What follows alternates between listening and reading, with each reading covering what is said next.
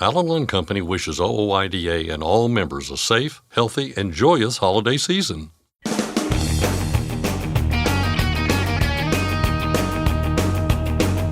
OOIDA, representing America's truckers since 1973, presents Landline Now with your host, Mark Redding. Is there a driver shortage? Organizers of the Future of Freight Festival were hoping to settle the debate with an actual debate between OOIDA's Lewie Pugh and John Larkin of Clarendon Capital. They didn't exactly settle it, but the two did find some common ground. Women in Trucking recently held their annual Accelerate conference, and truck parking was a big topic at the event. Lewie Pugh was there to discuss the problem and possible solutions.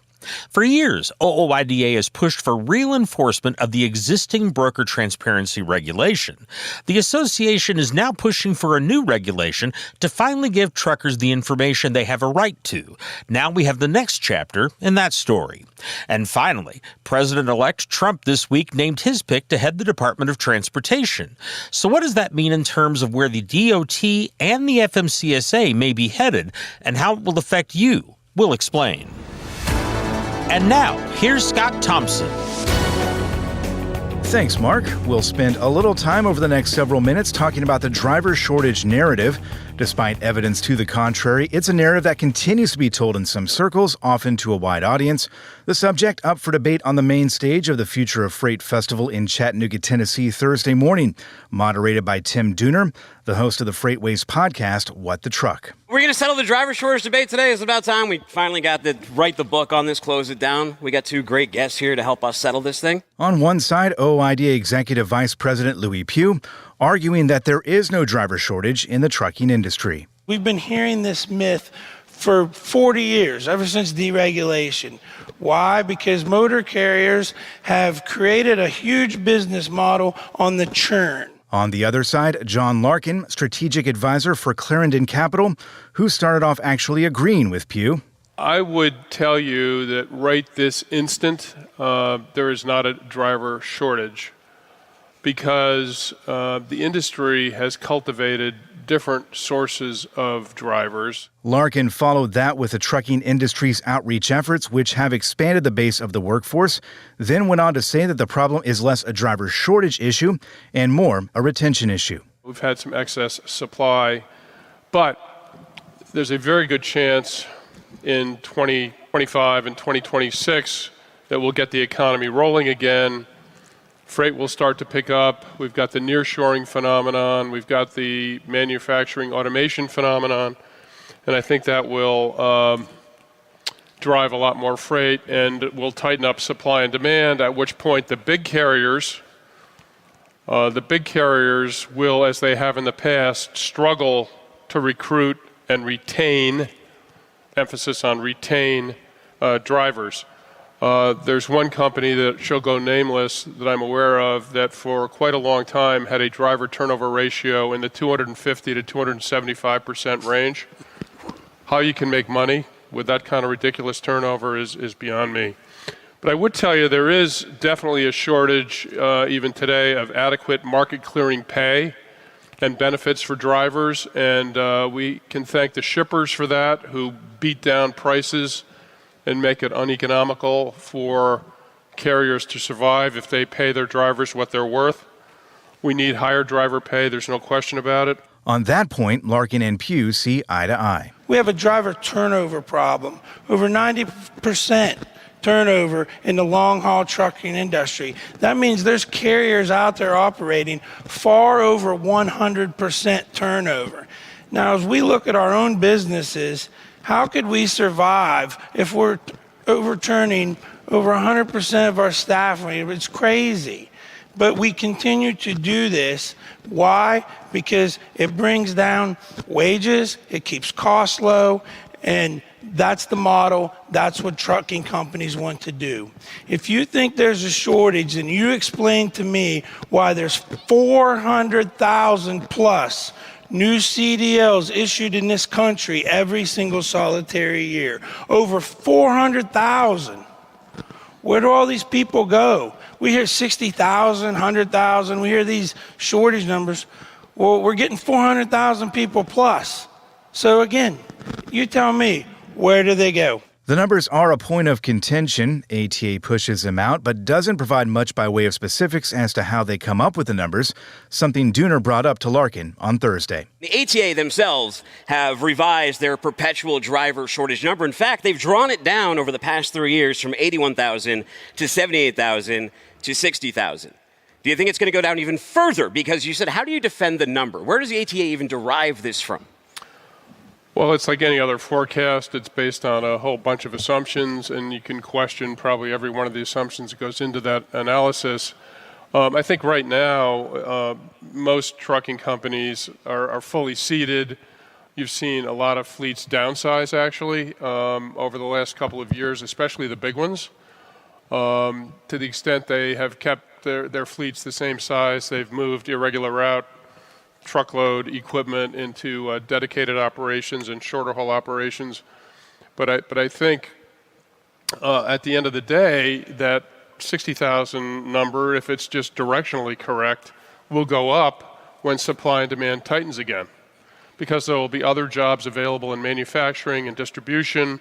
Oh, I'm sure the number will go back up as soon as carriers need to get a tighter, or bigger profit margin. They'll raise that number so they can keep wages down. Or if they're trying to get something passed in Congress, like one of their little safety, arguably gimmicks or devices or something that they want to put on the truck to control the driver, and they need to get that through Congress. Because, see, that's the whole thing here. Not only have they used these numbers to keep wages low, they've also used these numbers to advocate in the favor of large motor carriers and against the drivers and against the safety of the highways, to be perfectly honest with you.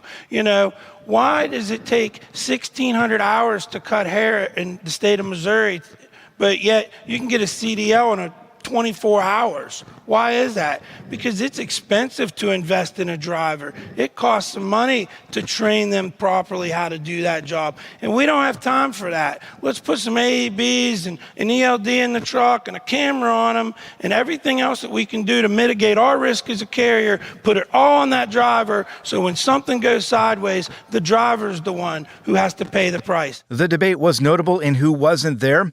The group most responsible for pushing the narrative is the American Trucking Associations.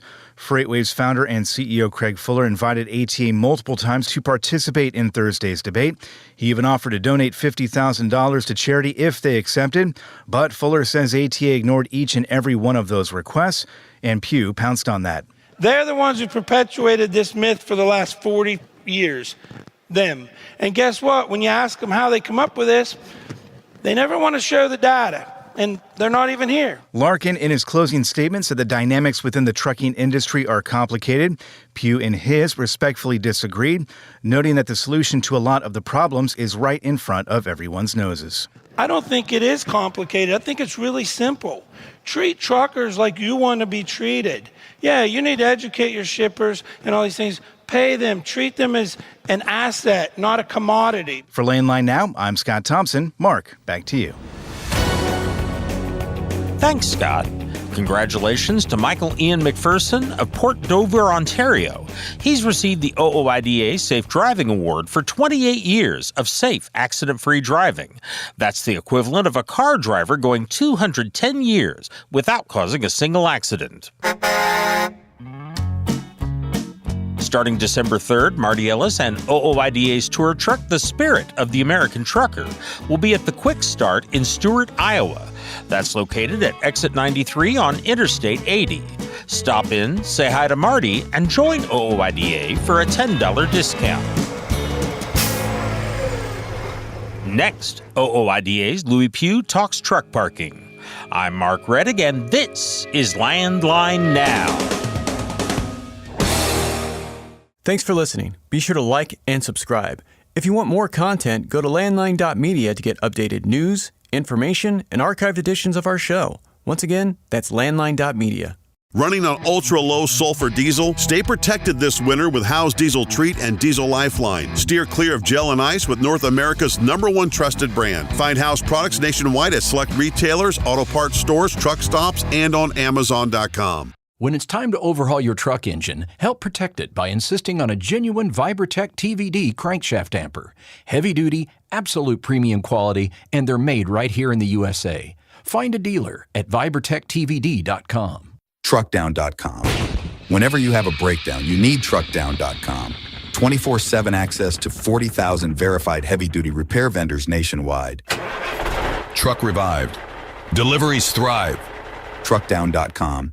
It's tested and proven. Burn 2.1% less fuel when you balance all wheel ends with Centromatic. Call 800-523-8473 to get the OOIDA discount. Landline Now, welcome back. Women in Trucking recently held its annual Accelerate conference. During the event, one of these sessions was on truck parking. OOIDA's Executive Vice President Lewie Pugh was one of the guest speakers. He began the session by detailing his experience in the industry and what he's experienced when it comes to the truck parking crisis. Yeah, truck parking and the shortage of availability of it has been a thing for my entire career. I started trucking in the early 90s. And it's just progressively gotten worse. There's a lot less truck stops out there than there once was. There's a lot less rest areas and other places for drivers to park. Also, for some reason, we've gotten this attitude in this country that we want all the stuff that comes from truckers, but we don't want the trucks in our little towns and places like that where the warehouses are, the whole NIMBY, not in my backyard, which is really a shame. We're down to a point now at a crisis level. There's one safe parking place for every 11 trucks. It's hard to wrap your head around. A year ago at this time, unfortunately, there was a huge accident where a trucker had parked on a rest area in the state of Illinois, and in the middle of the night, a Greyhound bus hit it and killed some people, killed some folks. You know, and the first thing people are like, well, why is that trucker parking there? Why is that trucker? Well, that trucker has no choice. The men and women behind the wheel every night, and I know that those of you who are in here who drive truck, you have to make a decision almost on a nightly basis. Do I drive a couple more hours to fill my day with my hours that I have and maybe not find a place to park and have to place in an unsafe location? And then when you get there, you can't find it. Then you have to make the choice. Do I continue to drive and be a violation of hours of service, or do I park in an unsafe location? That isn't a decision anybody in this country should have to make. We just shouldn't. And for far too long, our federal government has sat on their hands and done nothing. They've left it to truck stops and private industry and different things to come up. And there's things out there, and there's nothing wrong with those things. But, you know, when the federal government, it's hard for a driver to understand when the federal government will write you a violation and take your money for not being either in a approved parking place or, you know, breaking hours of service, but yet they can't give any money out to make more parking for you. It's absolutely crazy. So yes, this is at a crisis level, and I think that gives you the explanation. Following Lewie's address, Kelly Lynn McLaughlin shared her experience as a professional driver when it comes to finding parking. So it's a challenge. I wake up every day trying to figure out, you know, what the weather's doing, what the traffic's doing, where do I gotta go, you know, what do I know about that facility, and where am I gonna stop? And I just wanna share two stories with you that, you know, because of what I do in the industry as an advocate and just talking to try to raise awareness about opportunities and challenges in this industry, I often get calls from women that are stranded, stuck, asked to move when they're on their 10-hour break. You know, like the last phone call I got a few weeks ago was from a woman. She was at a weigh scale in Tennessee. Those are supposed to be safe havens for us at night. We're supposed to be able to park there, but there was a law enforcement officer there that was unclear about what the law was. And he asked her to move from what was a safe space to a not safe space to the shoulder of the highway. And he would not take no for the answer. And I also, in the last 30 days, was headed to my spot. I had planned out my day. I-40 was shut down for hours. I was running out of time. I got to my spot, and it was full. I couldn't get in. So I went to the next available place, which happened to be a grocery store, and I got towed. It cost me $2,400. And I didn't get a ticket, but it still cost me a chunk of change. But I had no choice other than park where it wasn't okay for me to park, or take a violation on my hours of service. So it is a daily challenge. For me, what I don't understand is why the general public doesn't understand what our challenge is and care.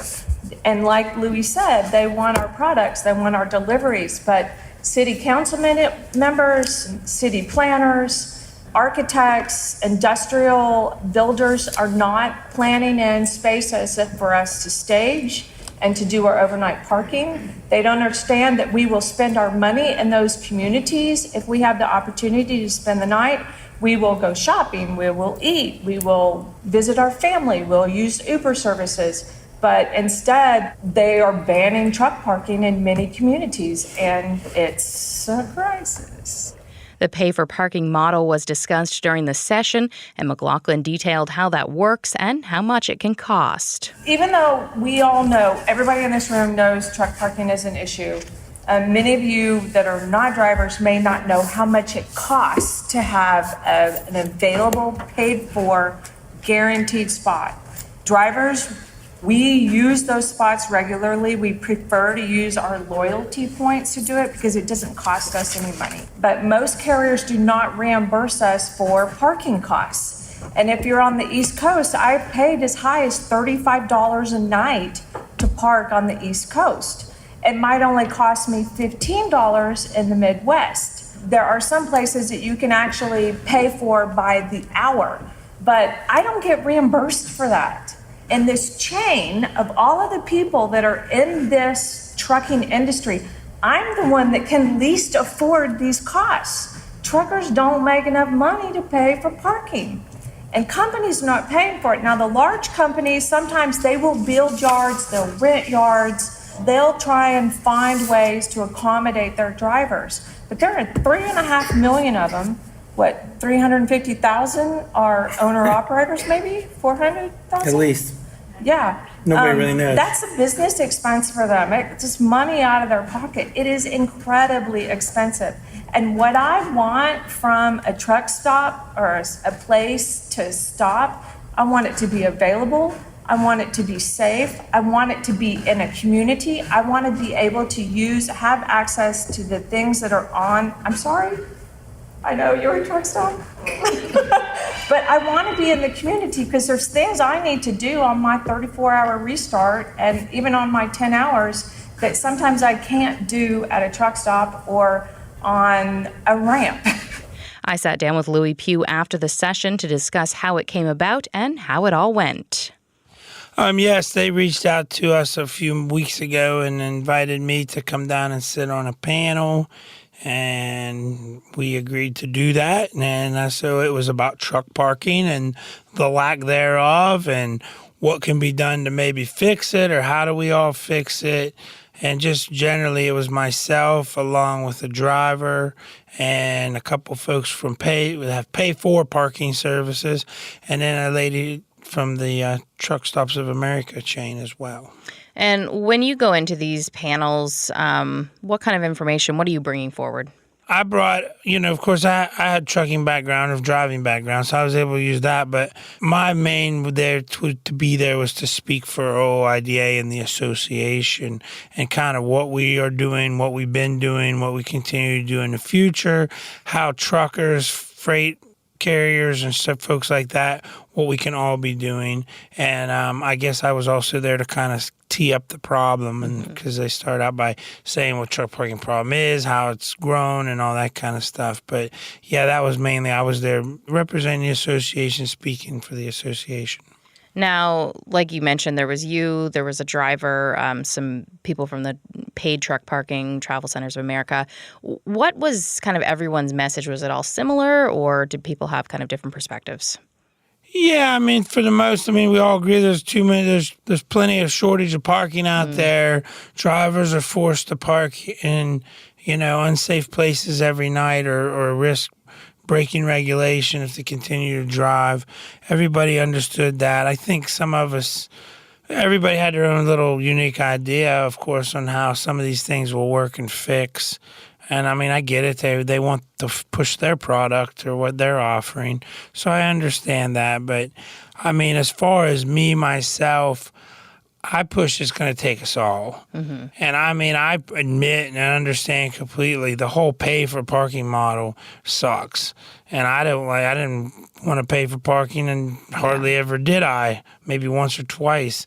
But I mean, that's becoming a new norm. And the problem is, I mean, this is the federal government's fault and state DOT's faults, because they've spent years and years and years turning a blind eye to this parking issue and how there isn't enough, and have done nothing really to address it in so many ways until the near term.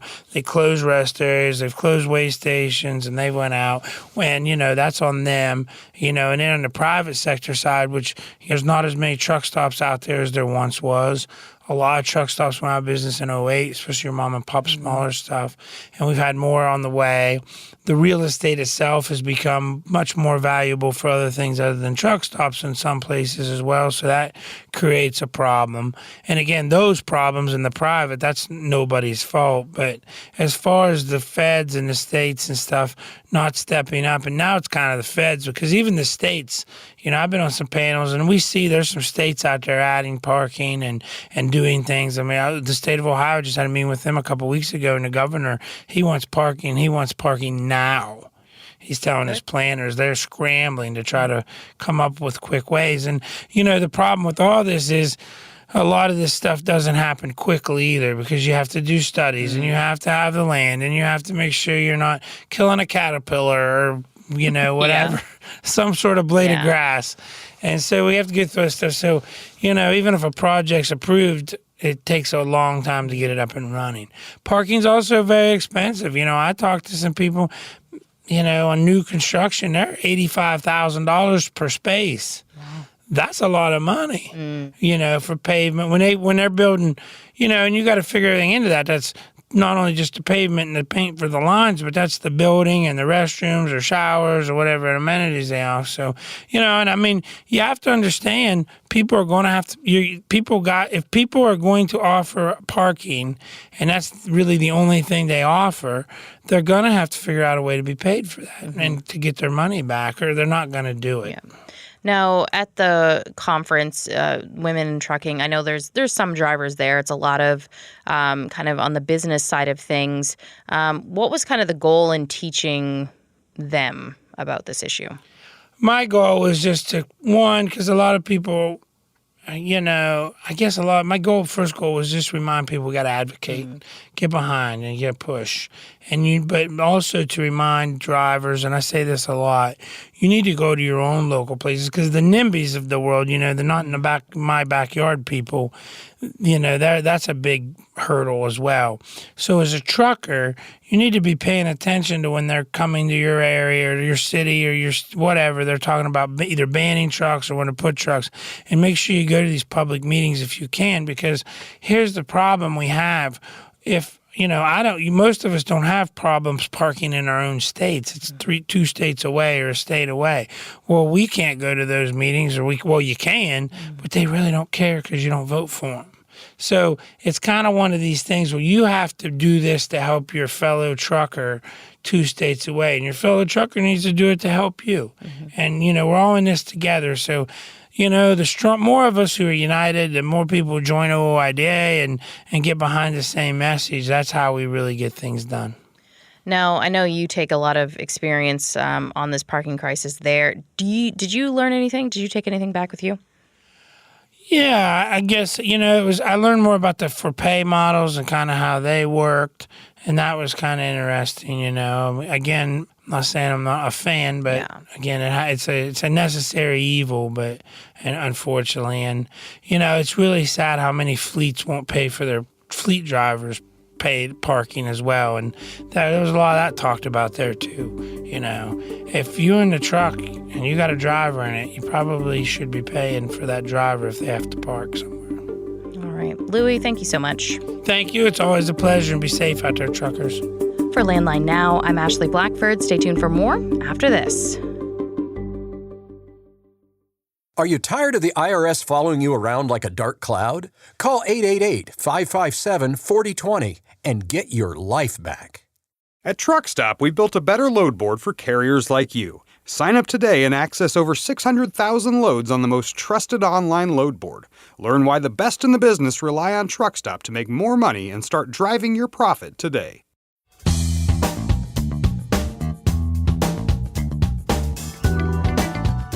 For years, OOIDA has pushed for real enforcement of the existing broker transparency regulation, but the Federal Motor Carrier Safety Administration has failed to enforce it.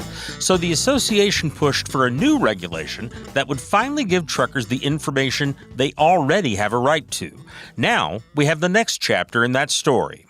Welcome back to Landline Now. This is Regulatory Roundup, and I'm Mark Rettig. I'm joined, as always, by OOIDA Director of Federal Affairs, Jay Grimes. Jay, how are you doing? Doing well, Mark. Busy week here in Washington. Let's kind of start with the existing regulation because that's really where the whole story starts. Just briefly, what is required under regulations now concerning transparency with brokers? Yeah, it requires that brokers keep records of the transactional information between motor carriers. It also provides access for motor carriers to review that information. Of course, these rules have been on the books for decades, have never really been enforced, and we've seen brokers put up quite a few roadblocks to ensure that motor carriers can't have access to the transactional information. We think it's created an inequitable playing field between brokers and motor carriers and has restricted motor carriers' ability to negotiate contracts, kept rates low, and a number of other problematic issues between carriers and brokers. Been going on for decades, really came to a head back in 2020 at the onset of the pandemic when OOIDA filed our petition to improve broker transparency in two specific ways. FMCSA took public comments on that petition, held listening sessions. They opened up another docket on quite a opposing position from the Transportation Intermediaries Association, which represents brokers, and it's been an ongoing saga, to say the least. We heard about a year and a half ago that FMCSA, although not technically granting our petition, would move forward with a broker transparency rulemaking process and have been patiently awaiting that proposal. And now, yesterday, earlier this week, FMCSA released a notice of proposed rulemaking launching the broker transparency rule. Okay. Very quickly, I want to kind of jump to that rulemaking from FMCSA. Essentially, their plan for a new regulation here in response to petitions from OOIDA and others, as you noted. So let's kind of start broadly. Did the association get what they wanted?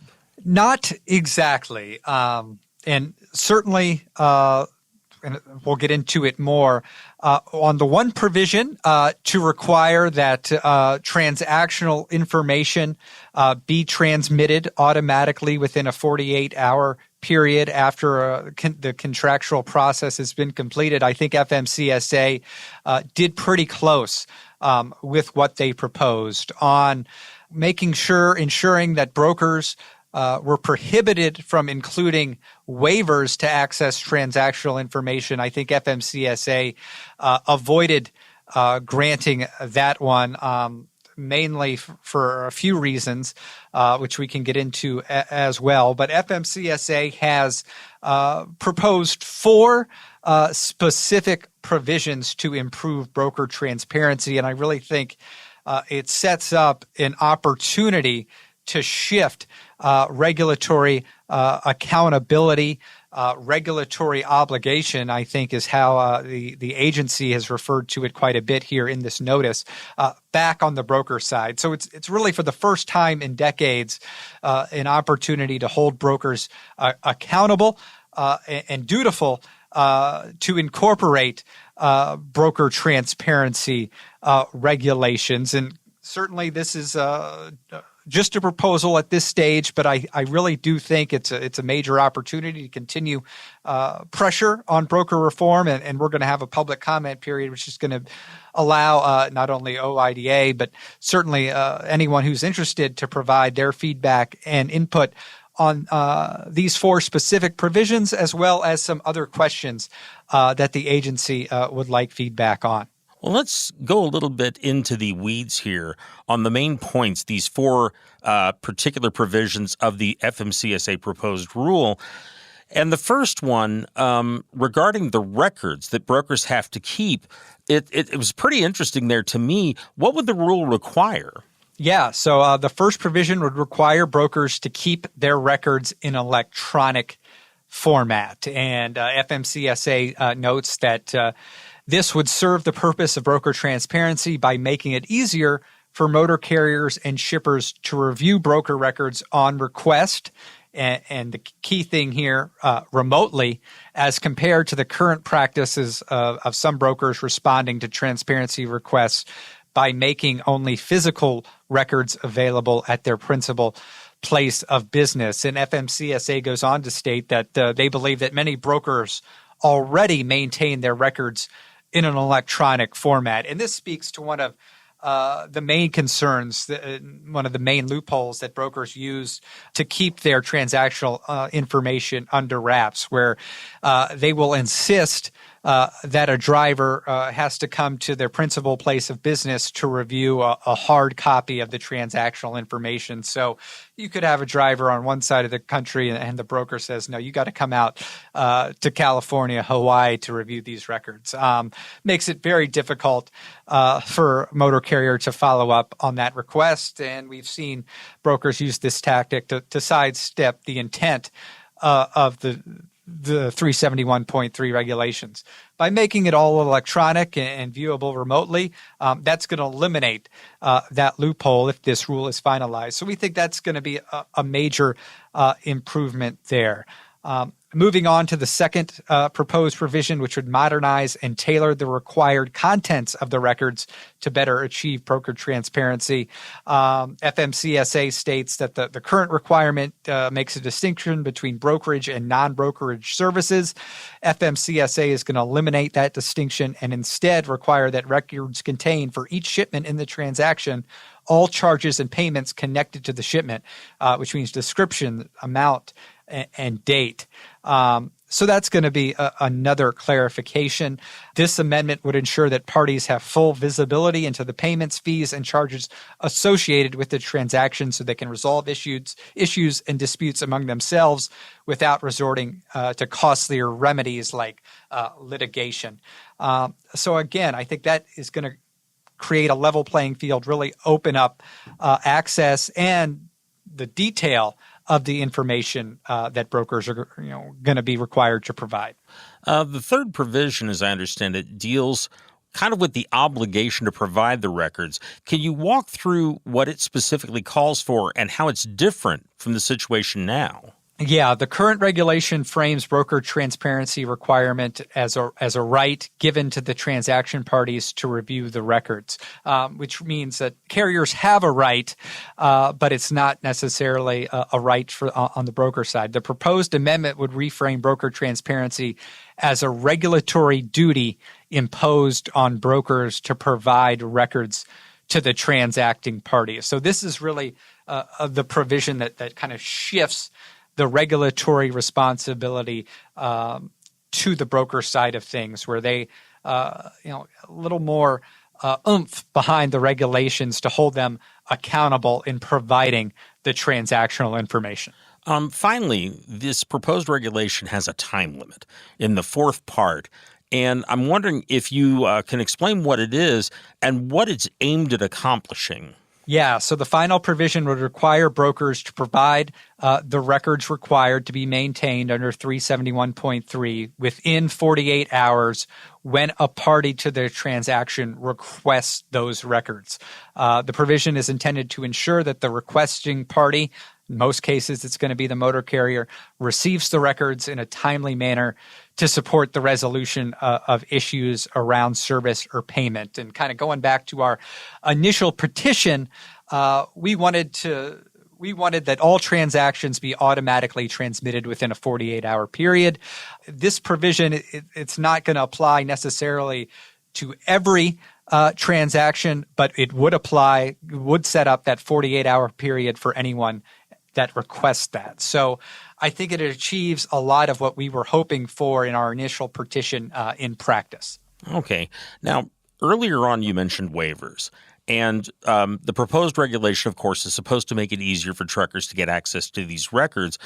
But one of the ways that brokers have been able to get around this is by putting a clause into the contracts with carriers, essentially where the carrier gives up their right to review those records. And I assume that's the waiver you're speaking of there. Yeah.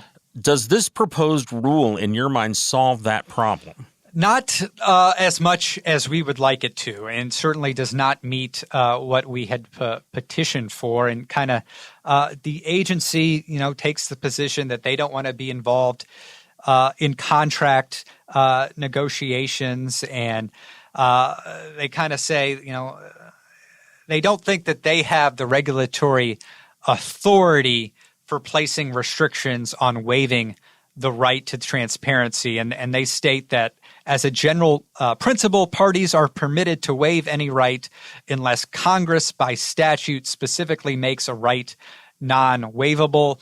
FMCSA has not identified any statutory provision in which Congress has barred waivers in this context, and therefore FMCSA has not included the requested language in the revised regulation.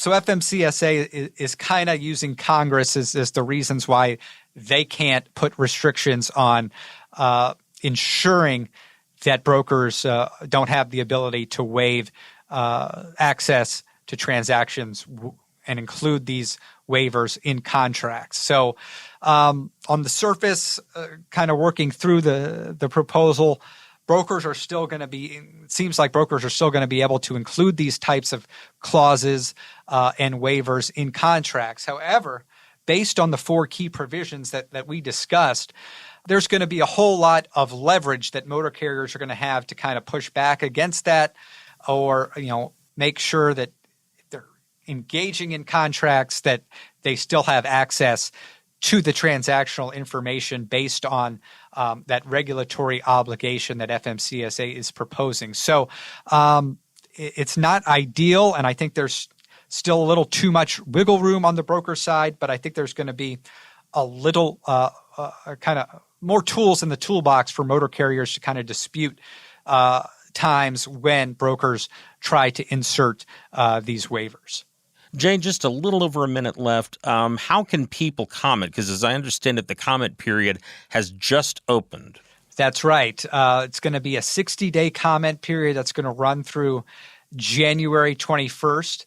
The docket number is FMCSA-2023-0257. We're going to have a whole bunch of information that's going to be distributed to OOIDA members over the next couple of days as we continue to review the proposal, and really encourage anyone out there who's ever been harmed by brokers, wants to see more broker transparency, to get their comments in over the next 60 days. Okay.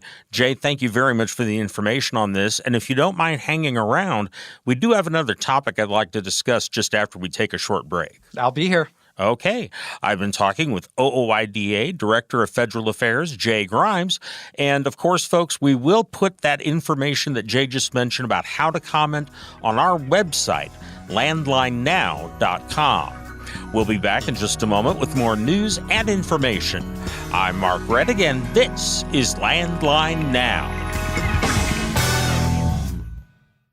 Capital Reman, the leader in remanufactured diesel engines and components, has partnered with OOIDA to offer exclusive member benefits. Visit capitalreman.com today to support America's transportation industry and take advantage of your benefits. Penske owns and operates some of the best-maintained vehicles on the planet. Our used trucks come with a 5-year maintenance report and pre-sale inspection. So if you're in the market for a top-quality pre-owned truck, look no further. Search our inventory today at PenskeUsedTrucks.com. Since you started, what you've loved about trucking is the freedom. Heading out on your favorite route, a good driving song, and thinking about truck insurance. Well, maybe not that last one. That's why we're here. At OOIDA, we have a full range of truck insurance products, expert advice, and great customer service, helping you get the right coverage for your operation. Go to OOIDA.com because your job is to drive. Our job is to help with everything else. Landline Now. Welcome back. Another big development this week in our nation's capital. President-elect Trump has named his pick to head the Department of Transportation. Joining me once again is OOIDA Director of Federal Affairs, Jay Grimes.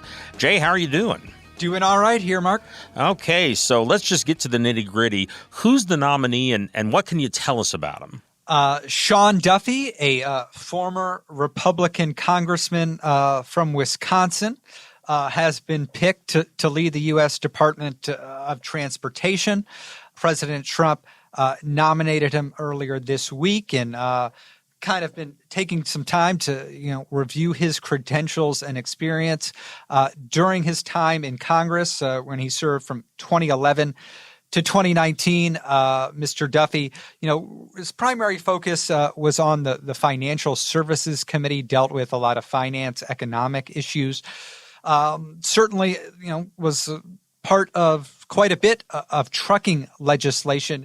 Most notably for us, he was a critical supporter of our efforts to push back against the ELD mandate that went into effect back in 2017 and 2018. He was one of 25 members of Congress that signed a letter to FMCSA supporting an OOIDA-led petition that would exempt small businesses with a proven safety track record from being under the scope of that ELD mandate. He also supported legislation to delay the ELD mandate.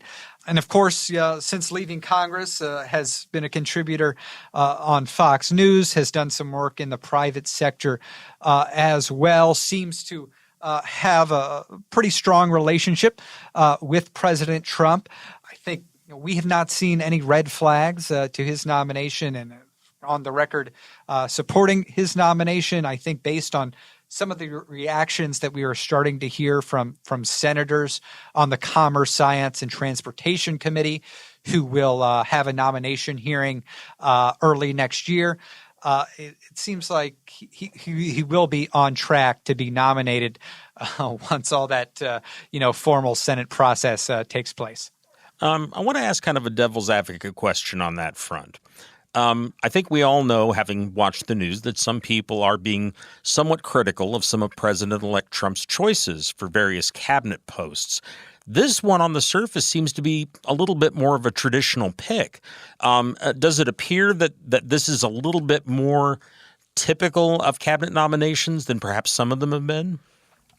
Yeah, I think from some of the names and nominees that have been put out there so far, Mr. Duffy's selection is going to be one of the lesser contentious ones, especially when you look at some of the comments that have been released in the few days since his nomination. Of course, you never know what will get uncovered as these nominees appear before the Senate.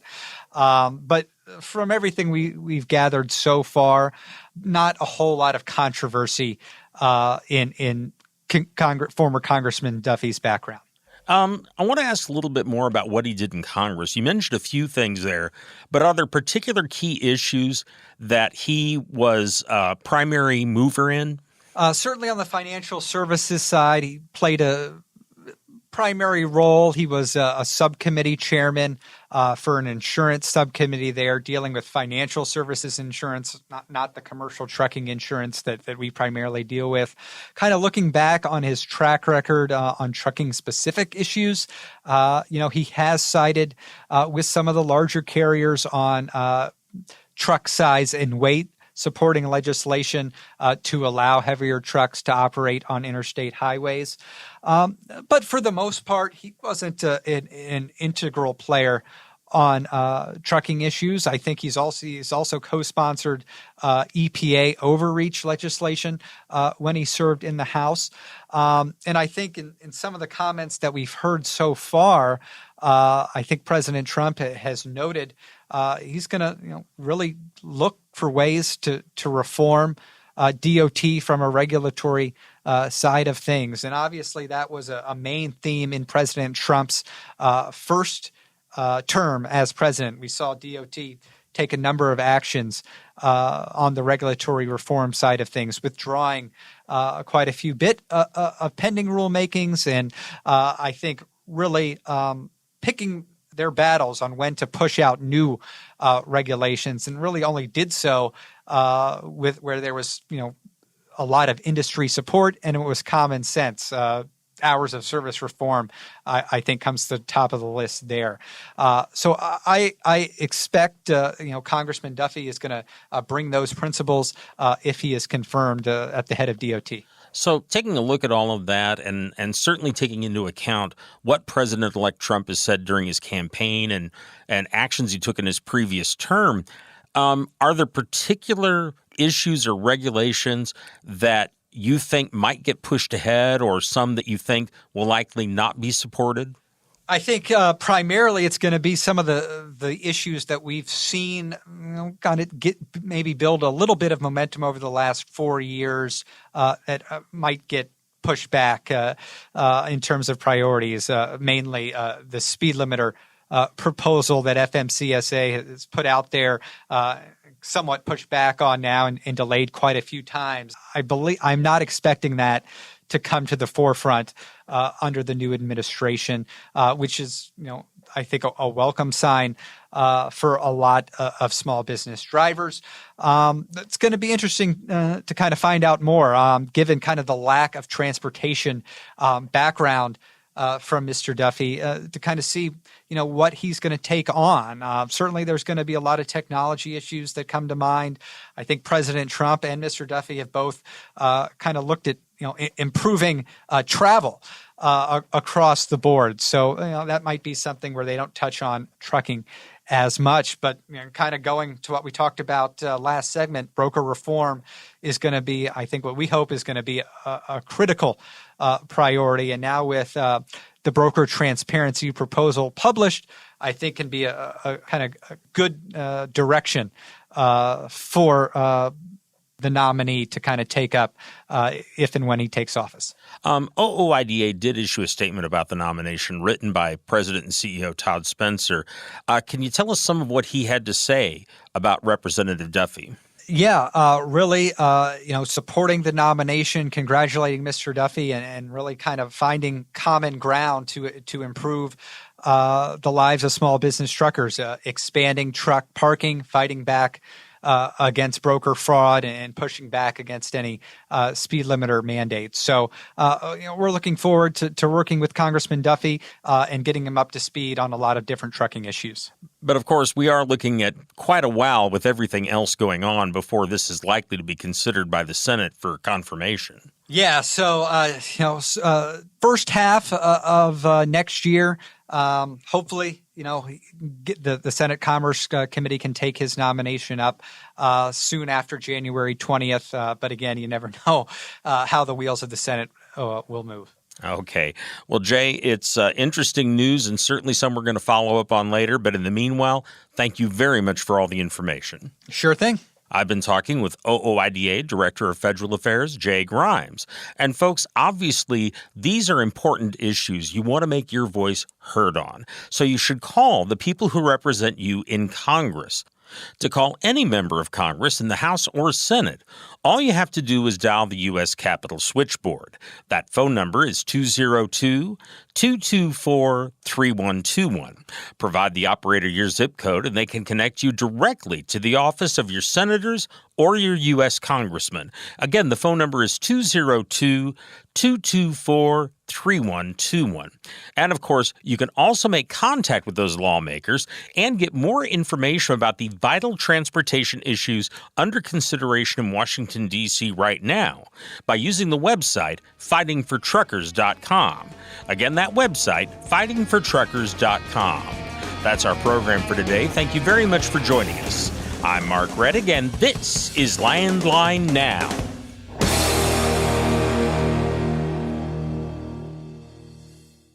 Thanks for listening. Be sure to like and subscribe. If you want more content, go to landline.media to get updated news, information, and archived editions of our show. Once again, that's landline.media. I'm a dad, a son, a husband, wife, I'm a writer, photographer. I farm. I'm a veteran.